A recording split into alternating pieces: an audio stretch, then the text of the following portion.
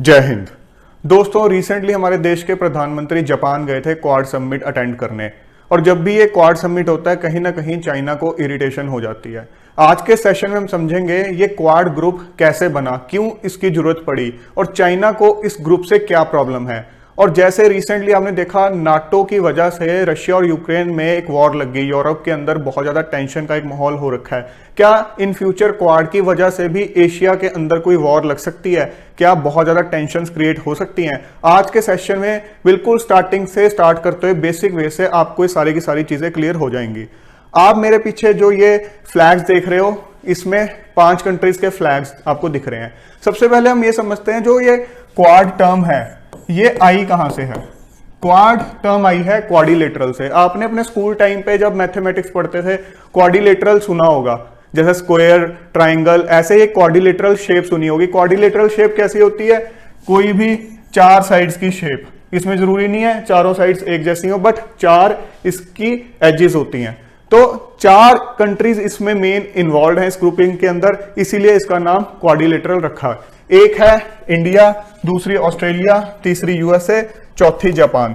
और यहाँ पे सेंटर में जो आप फ्लैग देख रहे हो ये है चाइना का फ्लैग। हमने सेंटर में इसलिए रखा है क्योंकि अनऑफिशियली सबको पता है कि ये ग्रुप कहीं ना कहीं चाइना को एक घेरने के लिए है। चाइना जो बहुत अग्रेसिव एक ग्रोथ कर रहा है, चाहे वो साउथ चाइना सी में जाके इंटरफेरेंस करना हो, चाहे बेल्ट एंड रोड इनिशिएटिव वाली बात हो, बहुत सी पॉलिसीज हैं चाइना की जो बहुत सही नहीं है, उनको कंट्रोल करने के लिए कहीं ना कहीं ये ग्रुपिंग है। तो सेंटर में मैंने आपको यहाँ चाइना का फ्लैग दिखाया कि चारों कंट्रीज जो है ये ग्रुपिंग बनाई है just to control the unnecessary growth of China.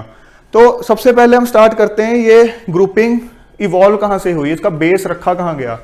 2004 में पता है आपको कि इंडोनेशिया के पास जो सुमात्रा है वहां से एक बहुत बड़ी सुनामी क्रिएट हुई थी। एक ओशन के अंडर अर्थक्वेक आया था जिसकी वजह से बहुत बड़ी एक सुनामी क्रिएट हुई थी, जिसकी वजह से इंडिया में भी जान माल का बहुत नुकसान हुआ था। इन कंट्रीज में भी हुआ था, म्यांमार, थाईलैंड, इंडोनेशिया, बट इसके अलावा इंडिया में बहुत ज्यादा नुकसान हुआ था। उसके बाद जो भी ह्यूमैनिटेरियन एड के लिए, रिलीफ वर्क के लिए कई सारी कंट्रीज इकट्ठी आई, तो इंडिया के अंदर उस टाइम पे जापान, ऑस्ट्रेलिया और यूएसए ने मिलके एक इंडिया के साथ अभियान चलाया था, रिलीफ वर्क उस टाइम किया था। तो कहीं ना कहीं ये कहा जाता है वहां से ये एक बॉन्डिंग की शुरुआत हुई है।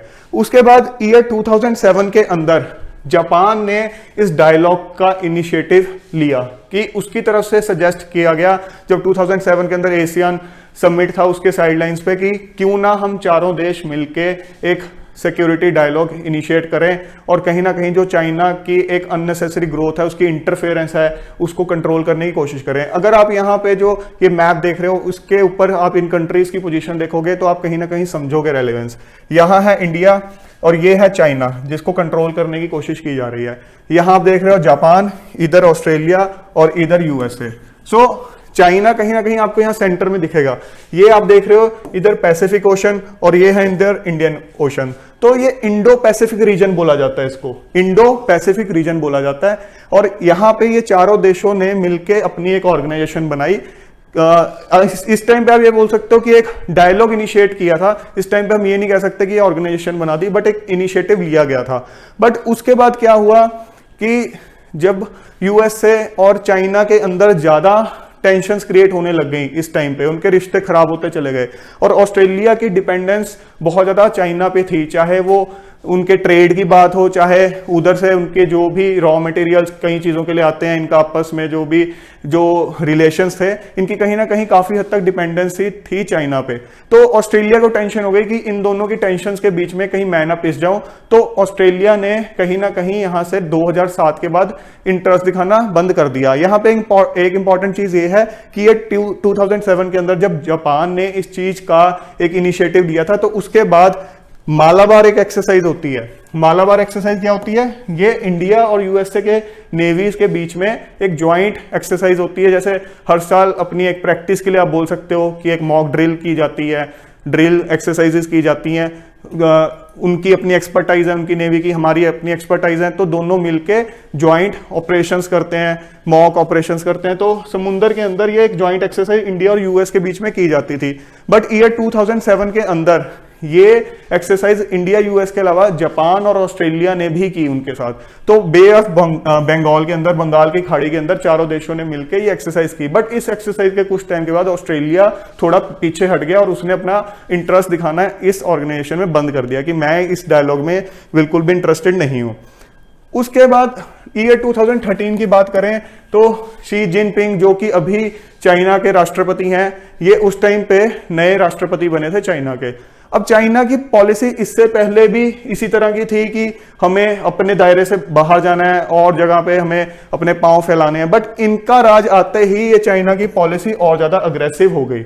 यहां हमें एक चीज मेंशन करनी जरूरी है, तभी आप इस इश्यू को समझ पाओगे, वो है 9 डैश लाइन। इस मैप पे आप जो ये ग्रीन में लाइन देख रहे हो, ये है 9 डैश लाइन। इसको अभी मैं आपको क्लियरली नेक्स्ट स्लाइड पे दिखाता हूं, बट यहाँ पे आप थोड़ा सा ध्यान दोगे तो ये है चाइना, इधर आप वियतनाम देख रहे हो, इधर मलेशिया देख रहे हो।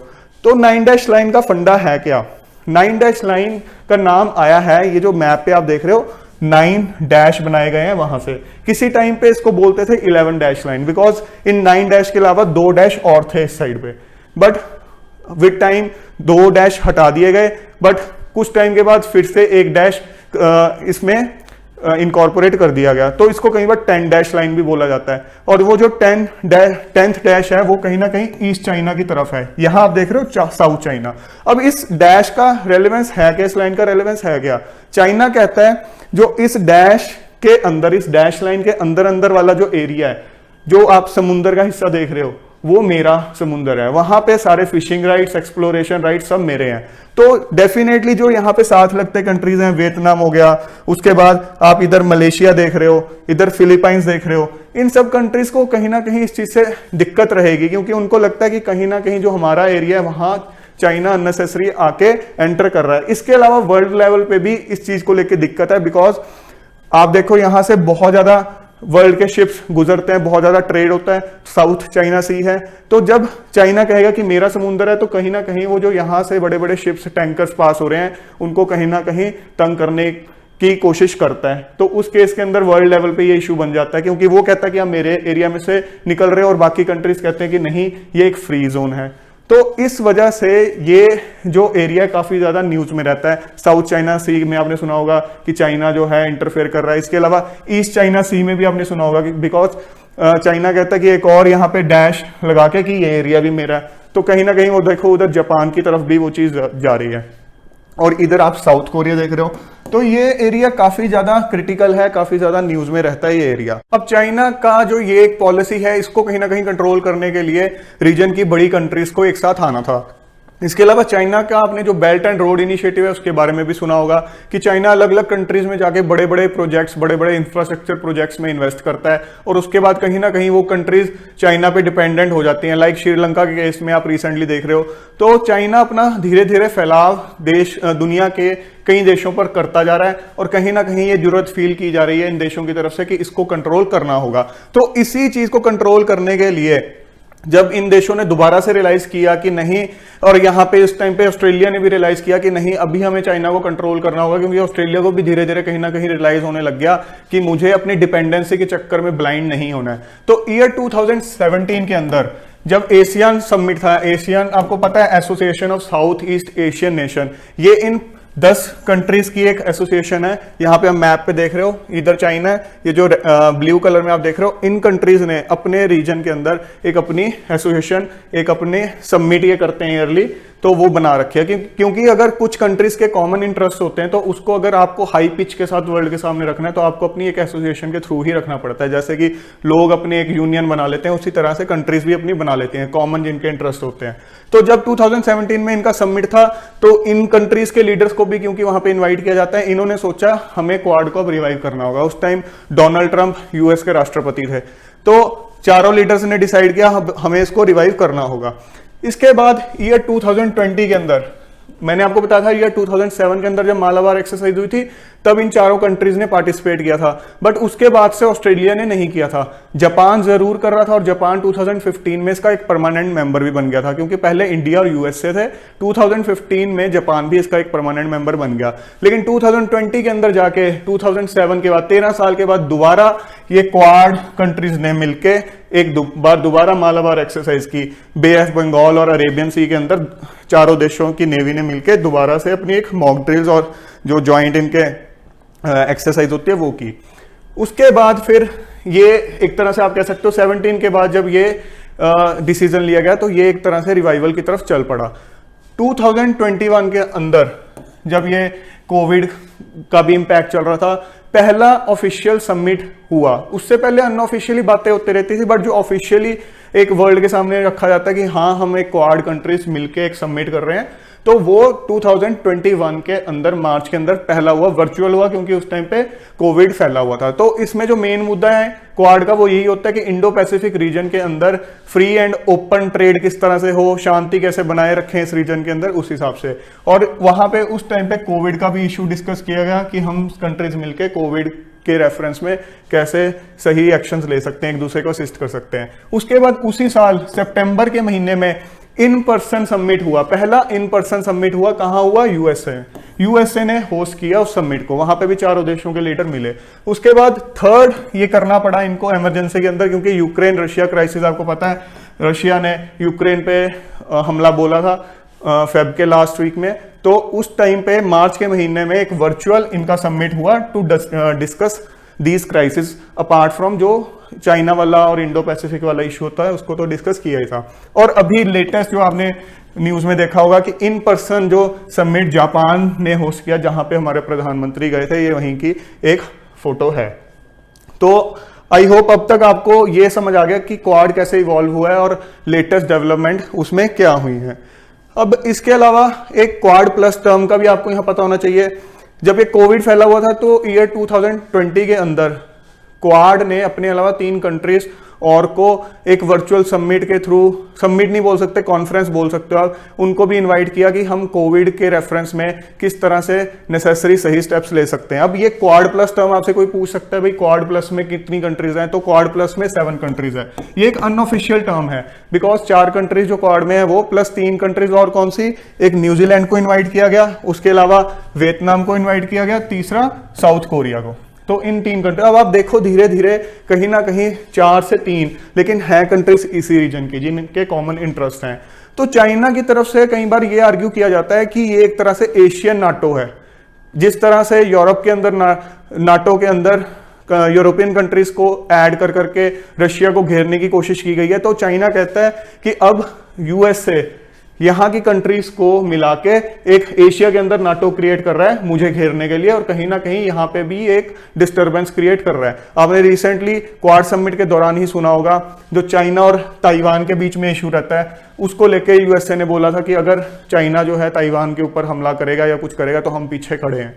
तो कहीं ना कहीं ये उसी तरह की स्टेटमेंट है कि जब रशिया के रेफरेंस में यूएसए बोलता था कि अगर रशिया ने यूक्रेन पे हमला किया तो हम पीछे खड़े हैं, और आज की डेट में आप देख रहे हो कि वो सिचुएशन कहां तक पहुंच गई है। तो आप कहीं ना कहीं सिमिलैरिटी फील करोगे, बट सेम इसलिए नहीं है कि नाटो जो है वो एक लीगली बाइंडिंग एक ट्रीटी है कि अगर आपने वहां पे उसको रेटिफाई कर लिया, साइन कर लिया, तो वो आप लीगली उसमें बाइंड हो जाते हो। यहां ऐसा कुछ नहीं है, यहां कोई लीगली बाउंड नहीं है कंट्रीज, बट क्योंकि कॉमन इंटरेस्ट है और जिस तरह से नाटो आप कह सकते हो एक डॉक्यूमेंटेशन के साथ एक चीज परस्यू कर रहा है, यहां वो चीज अनऑफिशियली चल रही है। इसके अलावा जो अभी रिसेंटली एक क्वाड समिट हुआ है, यहां से रिलेटेड एक आपको और इंपॉर्टेंट अपडेट पता होनी चाहिए, वो है Indo Pacific economic framework, IPEF। अब ये एक मतलब आप ये कह सकते हो ट्रेडिंग से रिलेटेड एक फ्रेमवर्क साइन नहीं हुआ है, बट अभी इंट्रोड्यूस किया गया है, यूएसए की तरफ से इंट्रोड्यूस किया गया है, और यूएसए के अलावा 12 और कंट्रीज इसमें इंटरेस्टेड है। यहां पे आप जो देख रहे हो इन 12 और कंट्रीज के नाम है, जहां पे आप बीच में ऑस्ट्रेलिया, इंडिया, ये जापान, न्यूजीलैंड, इस तरह के कंट्रीज के भी नाम आप देख रहे हो। अब ये फ्री ट्रेड एग्रीमेंट नहीं है, बट एक तरह का ट्रेड एग्रीमेंट है कि इस रीजन के अंदर हम किस तरह से आपस में ट्रेड को बूस्ट करें। अब ये इंपॉर्टेंट डेवलपमेंट इसलिए है क्योंकि इस एरिया इंडो पैसिफिक रीजन के अंदर ऑलरेडी 2 ट्रेड एग्रीमेंट्स हैं जो कि काफी इंपॉर्टेंट है। ये है regional cooperation for economic partnership और दूसरा है comprehensive and progressive agreement for trans Pacific partnership. So ये एग्रीमेंट ऑलरेडी पहले से है। किसी टाइम पे इसको बोला जाता था टीपीपी, ट्रांस पैसिफिक पार्टनरशिप। उसमें उस टाइम पे यूएस से भी इसका पार्ट था, बट जैसे ही डोनाल्ड ट्रंप राष्ट्रपति बने उन्होंने यहां से बैकआउट कर लिया कि मैं इंटरेस्टेड नहीं हूं, क्योंकि ये इसके पीछे एक जो इंपॉर्टेंट रीजन बताया जाता है वो ये है कि इन दोनों के अंदर कहीं ना कहीं चाइना है और यूएस से एक तरह से चाइना को घेरने की कोशिश कर रहा है, चाहे वो क्वाड के थ्रू, चाहे बाकी जो ऑर्गेनाइजेशन है, बाकी स्टेप्स हैं उनके थ्रू।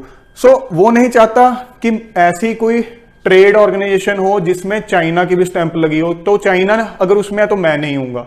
तो क्योंकि अगर एक तरफ तो आप क्वाड के थ्रू एंटी चाइना पॉलिसीज कर रहे हो और दूसरे स्टेप्स ले रहे हो, और दूसरी तरफ अगर आप एक ट्रेड ऑर्गेनाइजेशन में उसी के साथ हो तो कहीं ना कहीं वो आपके इंटरेस्ट से कॉन्ट्राडिक्ट करती है। तो इसीलिए यूएसए ने अपनी एक पैरेलल यहां पे प्रपोज कर दी आईपीईएफ, और इंडिया इन दोनों में से किसी का पार्ट नहीं था, क्योंकि इसमें भी अगेन आप कह सकते हो चाइना इन्वॉल्व था। यहाँ पे चाइना की कहीं ना कहीं सुप्रीमेसी रहती है, इस रीजन के अंदर सबसे बड़ा वो कंट्री है, ट्रेड वाइज भी आप कह सकते हो।